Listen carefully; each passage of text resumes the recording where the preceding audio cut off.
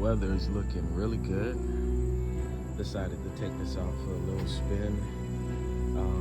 I do have some E85 in there that I gotta, drain out and put some fresh gas in there. But we got the bike out. We're gonna go for a little spin.